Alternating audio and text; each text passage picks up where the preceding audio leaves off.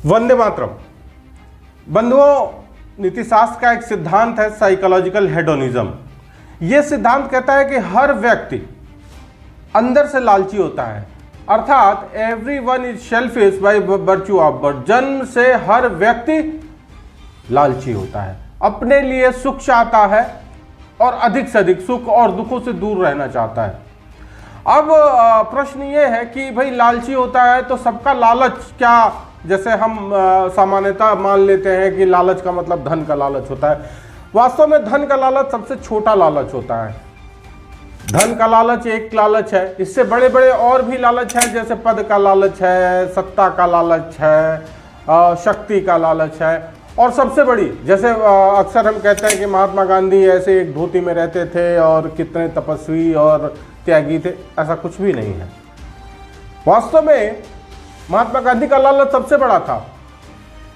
वो कुछ ऐसा चाहते थे कि जो वो अकेले रहे, तो उनकी भूख सबसे बड़ी थी और वो भूख थी महान बनने की लालच। और उस महान बनने की लालच में उन्होंने पूरे देश का भविष्य दांव पे लगा दिया, जिसको हम आज भी झेल रहे हैं। अगर गांधी को महान बनने का लालच नहीं होता तो हमारे देश की हालत ऐसी नहीं होती। ये हम नहीं कह रहे कि कैसी होती, बहुत अच्छी होती, बहुत खराब होती, कम से कम ऐसी नहीं होती, ये तो निश्चित रूप से हम कह सकते हैं। दूसरी बात यह है कि देखिए, हर बात का, हर व्यक्ति का, जैसे नशा करने वाले व्यक्ति होते हैं तो हर व्यक्ति का नशा अपना अपना है। और इनफैक्ट नशा केवल ये नहीं है कि किसी ने सिगरेट पी लिया, किसी ने शराब पी लिया है, और भी प्रकार के नशा, हम नशे की बात कर सकते हैं। तो जो व्यक्ति जिस प्रकार का नशा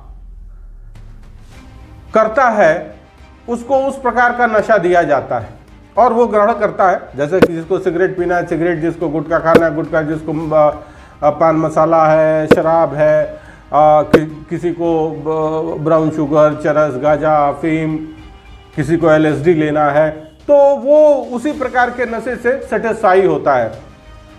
लेकिन केवल यही नहीं कि यही केवल नशा है, भाई ये त्याग का भी एक नशा है, समाज सेवा का भी एक नशा है, राष्ट्रभक्ति का भी एक नशा है, और अपनी तारीफ सुनने का भी एक नशा है। एक होता है कि बहुत सारे लोग अपने लिए अच्छा सुन के प्रसन्न होते हैं, एक निंदा रस है, उसका भी एक नशा होता है, दूसरे की बुराई करके लोग आनंदित होते हैं।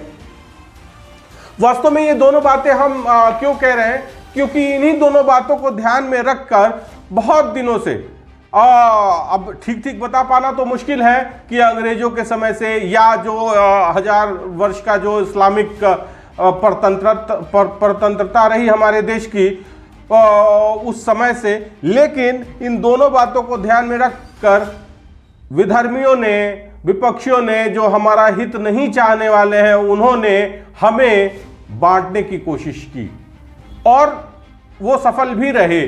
आज भी इन्हीं बातों को ध्यान में रखकर हमको बांटे जाने का प्रयास समय समय पर होता रहता है। देखिए, अभी जैसे हम बात करें, अभी मोहन भागवत जी ने संबल पे बोला, काफ़ी उस पे लोग अपना विचार दे रहे हैं, बहुत सारा संत समाज नाराज बैठा है। लेकिन जो मोहन भागवत जी की चिंता है वो दूसरे प्रकार की है। यहाँ अभी देखिए, बहुत सारे ये जो सोशल मीडिया और मीडिया पे चलते हैं, बहुत सारे जोक और बहुत सारी चर्चाएं होने लगी हैं। अब जब भी हम अपने सनातन धर्म, संस्कृति, वैदिक रीति रिवाज, भारतीयता की बात करते हैं, अभी देखिए पार्लियामेंट चल रहा था, कोई न बेरोजगारी की बात किया, न महंगाई की बात किया, न सुरक्षा, किसी भी चीज़ की कोई बात नहीं। लेकिन अब जैसे ही ये बातें होने लगी, तुरंत जो है उसमें बेरोजगारी भी आ गई, या बेरोजगारी को लेके मीम्स बनने लगे हैं, महंगाई को लेके बनने लगे हैं कि भाई ये खुदाई से तो रोजगार नहीं मिलेगा ना। भाई खुदाई से रोजगार नहीं मिलेगा तो कुंभ में क्यों मारामारी मचा रहे हैं? कौन नहीं चाहता है वहां स्टॉल लगाना? अगर आपको लगता है कि उससे रोजगार नहीं मिल रहा है, उससे अर्थव्यवस्था को कोई लाभ नहीं है, तो क्यों मारामारी मचा रहे हैं? क्यों जा रहे हैं आप? मत जाइए। आपको पता है कि वहां 35-40 करोड़ लोग आएंगे तो आपको लग रहा है एक बड़ा मार्केट है, तो वहां तो मारामारी मचा है, और यहां आप जो है कुछ और ज्ञान दे रहे हैं। साथ ही साथ जैसे एक और नैरेटिव अभी जो जनरल इलेक्शन हुआ उस समय एक नैरेटिव चला था कि भाई जो स्थापित व्यवस्था है, खास करके प्रधानमंत्री नरेंद्र मोदी जी, तो क्या मोदी अपने घर से थोड़े दे रहा है, वो तो हमारा ही है, हमें दे रहा है। ये सब दूर दूर रिमोट एरियाज में, गांव में लोगों को समझाया गया था। समझाया किसने था? विपक्ष के लोगों ने, जो हमें बांटना चाहते हैं। और बांटने का तरीका भी इनका यूनिक है, किसी को अपमानित करके ये अलग करते हैं, किसी को सम्मानित करके अलग करते हैं। जैसे अभी बात हो रही थी कि पार्लियामेंट में केवल अमित शाह ने नाम लिया अंबेडकर, और वो उन्होंने कहा कि अंबेडकर नाम लेना फैशन बन गया। सच्चाई यही है, फैशन बन गया है। जैसे कुछ दिन पहले गांधी फैशन में थे, चूंकि गांधी अब उतने प्रोडक्टिव नहीं रहे तो कांग्रेस ने उनको त्याग दिया, और अंबेडकर को चाहते हैं कि वो इनके लिए अंबेडकर का, भाई अंबेडकर तो रहे नहीं, लेकिन उनका नाम अब इनके लिए काम करना शुरू कर दे। तो कहने का तात्पर्य यह है कि अब वो ये दिखाने की कोशिश करें कि अंबेडकर का अपमान हो गया। अरे भाई, अंबेडकर का अपमान क्या लेना देना है? अंबेडकर के साथ और भी लोग थे। संविधान क्या अंबेडकर ने अकेले बनाया था? बिल्कुल नहीं भाई। जो कमेटी थी उसमें वो भी एक थे, बहुत सारे उसमें जिम्मेदारियां दी गई थी, एक जिम्मेदारी के चेयरमैन ये थे। पूरी टीम जो थी उसके जो प्रेसिडेंट थे वो कोई और थे। तो ये जबरदस्ती का केवल एक पॉलिटिकल प्रोपेगेंडा है कि उनको अरे जब वो जिंदा थे तो वो जगह जगह बेइज्जत हुए, जगह जगह अपमानित हुए, और इन्हीं कांग्रेस ने और बाकी जो भी लोग थे सबने अपमानित किया। लेकिन अब चूंकि वो प्रोडक्टिव लग रहा है, एक कम्युनिटी को का वोट जो है अपने लिए सिक्योर करना है, तो तरह तरह की बातें हो रही। तो एक को अपमानित करके जो है उसको तोड़ने की कोशिश की जा रही है। मतलब कुल मिला जुला के हमारी जो भारतीय एक व्यवस्था है उसको छिन्न भिन्न करने का प्रयास किया जा रहा है अभी। और ऐसा नहीं है कि केवल जो है इसके एक तरह से इसके शिकार जो है केवल अशिक्षित लोग या कम पढ़े लिखे लोग बन रहे हैं। इसका शिकार कोई भी बन सकता है। अगर किसी को लगता है कि वो बहुत ज्ञानी है और वो इसका शिकार नहीं बनेगा तो उसकी मूर्खता है।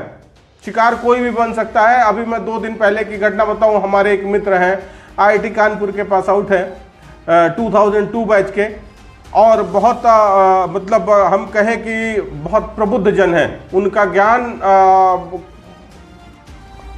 कि अगर हमसे कहा पूछा जाए तो हमारी और उनकी कोई तुलना नहीं है, कहीं ज़्यादा उनका मतलब हमसे बहुत ज़्यादा लर्नेड है।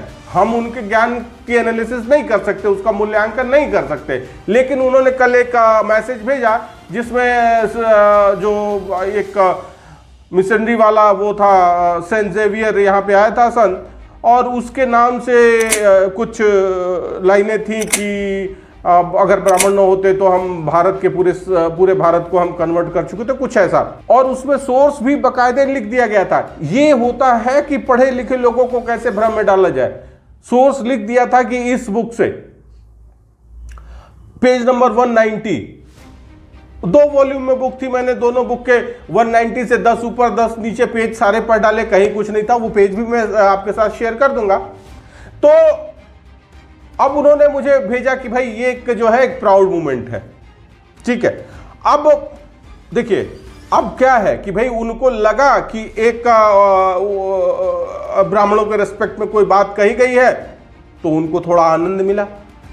अब पीछे से कहां से ये प्रयास हो रहा है कि ये भी एक तोड़ने की प्रक्रिया है कि भाई जैसे ही आप किसी की तारीफ करते हैं, उसकी बड़ाई करते हैं, उसके बारे में कुछ अच्छा बोलते हैं, तुरंत उसके अंदर एरोगेंस आ जाता है।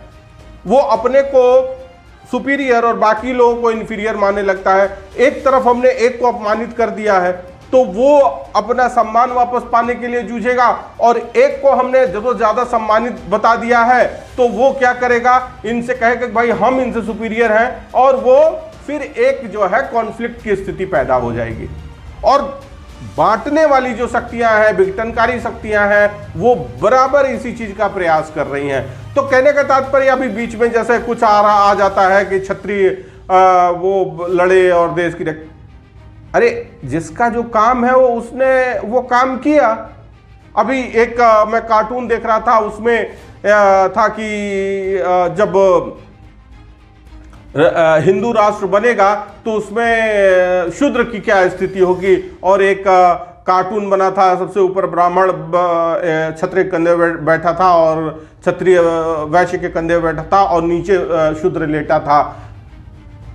अब अगर हिंदू राष्ट्र बनेगा, ये तो प्रश्न ही निराधार है, क्योंकि ये हिंदू राष्ट्र की कोई बात ही नहीं है, ये तो सनातन राष्ट्र है, ये भारतवर्ष है और ये हमेशा से यहाँ के संस्कृति का पोषक है। भाई यहाँ जितने भी धर्म अस्तित्व में आए हैं, वास्तव में वो धर्म नहीं विचारधाराएं हैं, एक सनातन धर्म और संस्कृति है जिसके बहुत सारे विभाजन आप कह सकते हैं, जैसे हिंदू हो गए, जैन हो गए, बुद्धिस्ट हो गए, ये सिख हो गए, ये सब मिला जुला के। और ये सब अगर हम बात करें तो हिंदू मैरिज एक्ट 1955 से ही गवर्न होते हैं। सारे जो नियम कानून सब पे जो लागू होता है वो सब पे समान लागू होता है। ये केवल पंथ है, इसीलिए संविधान में जो सेकुलर की बात की गई है वो पंथ निरपेक्षता की बात की गई है, धर्म निरपेक्षता की बात नहीं की गई है। तो अब उसको, इसीलिए ये प्रश्न भी बार बार उठता है कि एक जो सेकुलरिज्म एज ए कंसेप्ट और भारतीय सेकुलरिज्म में डिफरेंस क्या है। तो ये डिफरेंस है, और कहने का हमारा जो यहाँ मतलब ये था कि हमें जो हम फॉरवर्ड करते हैं, जो भेजते हैं, हमें बिना क्रॉस चेक किए उसको आगे नहीं भेजना चाहिए। और हमें सोचना पड़ेगा, एक्चुअली कुछ डेडिकेटेड टीम बैठा दी गई है भाड़े पे, पैसे पे, कुछ लोग बिकाऊ लोग हमारे आपके बीच से ये हैं, जितने अंजुम और ये न्यूज़ क्लिक वाला, और एक विदेश में बैठा है, और एक ये जो कौन कुमार, रवीश कुमार है, ये सब कैसे पत्रकार है? आपको क्या लगता है कि इनका घर द्वार कैसे चलता है? कौन सा काम करते हैं ये यही करते हैं पूरा। कोई कभी ईस्ट अमेरिका चले जा रहे हैं, कभी यूरोप चले जा रहे हैं, कहाँ चले जा रहे हैं? हमारे आपके सामर्थ्य की बात है, नहीं है। तो कहने का तात्पर्य यह है कि ये विघटनकारी शक्तियां बहुत सिस्टमैटिक और बहुत चालाकी से समाज को बांटने का प्रयास कर रही हैं। जिसको जो नशा पसंद है उसको वो नशा करा रही हैं, जिसको जो लालच है वो दे रही हैं, जिसको महान बनना उसको महान बना रही हैं, जिसको धनवान बनना उसको धनवान बना रही हैं, जिसको अपमानित करना उसको अपमानित कर रही हैं। हर तरह से ये प्रयास कर रही हैं कि ये समाज विघटित हो जाए। और हमारा क्या है, इन पे हम ध्यान देके और इसमें भागीदार बन जाते हैं। हमें सबसे पहले इन सारी चीजों से मुक्त होना है, हमें सारी बात सुनना है, लेकिन सेंटर में यही रखना है कि भाई हम अलग नहीं हैं।